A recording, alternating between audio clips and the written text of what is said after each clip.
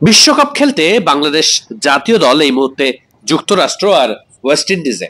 এমন সময় মিরপুর শেরেবাংলা জাতীয় স্টেডিয়ামে তাইজুল ইসলামকে দেখা গেছে একাকী অনুশীলন করতে।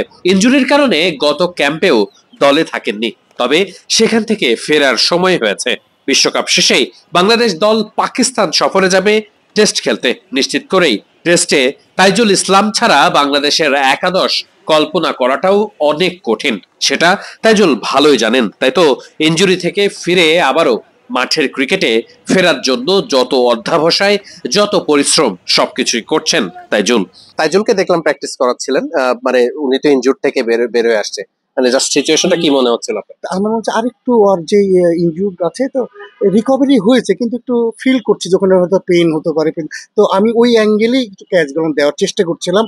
তো রাইট সাইডে ঠিক আছে, লেফট সাইডে একটু স্লো মুভমেন্ট হচ্ছে, ভয় মানে ওই পেন আছে, মানে ওইটা ক্যারি করছে। তো ওটা আস্তে আস্তে আস্তে আস্তে ওইটা এক জায়গায় মনে হচ্ছে টেস্ট খেলা তো দেরি আছে, তার আগে 100% ফিট হয়ে যাবে। তার সঙ্গে আমাদের ফিজিওরা কাজ করছে, কন্টিনিউ রেগুলার কাজ করছে। একটা ইনজুর্ড হলে তো মানুষকে একটু সময় লাগে। তো ইনশাল্লাহ সে আমাদের তো একটা লিজেন্ড বলার, তাকে আমাদের সবসময় দরকার, এবং সে সুস্থ হোক, এটা আমরা সবাই চাই, দেশবাসীও চাই। তো সেই ক্ষেত্রে কুইকলি রিকভারি হবে। বিশ্বকাপ শেষ করেই আগস্ট মাসে বাংলাদেশ দলকে পাকিস্তানের জন্য রওনা হতে হবে। সেখানে দুইটি টেস্ট খেলবে বাংলাদেশ, যা আইসিসি টেস্ট চ্যাম্পিয়নশিপের অংশ। গুরুত্বপূর্ণ এই দুইটি টেস্টে বাংলাদেশ দল নিশ্চিত করেই একাদশে পেতে চাইবে তাইজুল ইসলামকে। নিশ্চিত করেই তার আগে যে সময়টা রয়েছে, সেই সময়টার মধ্যেই তাইজুল ইসলাম নিজেকে ফিট করে ফেলতে পারবেন, তেমনটাই প্রত্যাশা ফিজিও থেকে শুরু করে টিম ম্যানেজমেন্টের। বিশ্বকাপের ব্যস্ততায় দেশের ক্রিকেটের মূল আঙিনা হোম অফ ক্রিকেট রীতিমতো এখন জাতীয় দলের ক্রিকেটার শূন্যই বলা যায়। দু একজন ক্রিকেটার একাকী অনুশীলনে আসেন, তাছাড়া তেমন কারোর খোঁজ মেলে না।